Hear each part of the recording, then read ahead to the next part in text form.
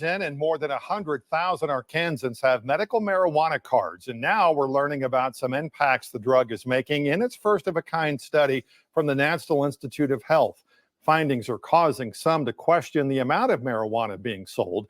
But as 5 News reporter Jose Carranza found out, that's not the only concern.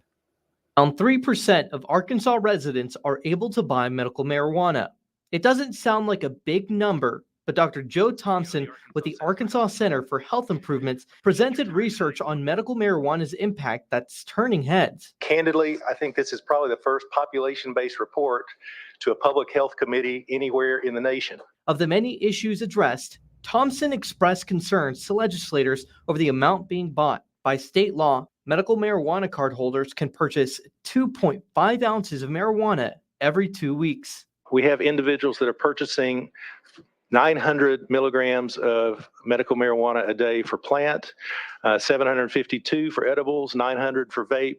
So this is really if you think about a 10 milligram a dose, these are 90 doses a day that individuals are purchasing, which we clearly think represent probably not personal consumption, but diversion to other sources. That's a real concern for me, though, is I know I've had kids who have dropped THC vapes in the halls at schools.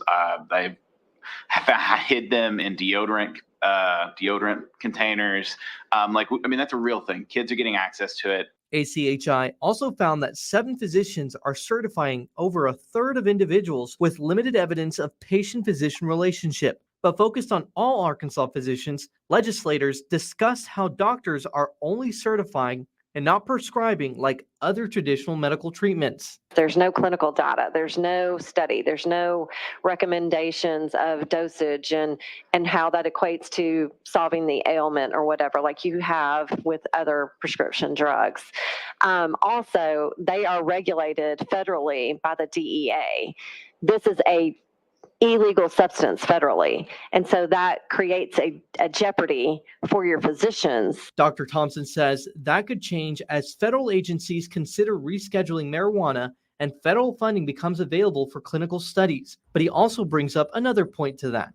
While physicians can't give guidelines, dispensaries are required to have pharmacists available for recommendations. When we look at the pharmacists that are signed up, we see a few pharmacists signed up for a lot of the dispensaries.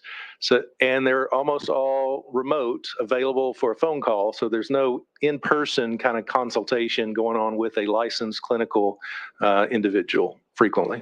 Covering news where you live, Jose Carranza, 5 News. Policy considerations pitched to lawmakers today include adding more requirements to the certification process and using THC limits instead of the flower weight limit. In the last few hours, we've also heard from the cannabis industry advocate. They say many have to buy large amounts because of travel, and that the 7 doctors have created a specialty practice and developed medical marijuana expertise. There's a whole lot to unpack from this story. If you want to look through our data yourself or read the advocate's full statement, you can head to our website at 5newsonline.com.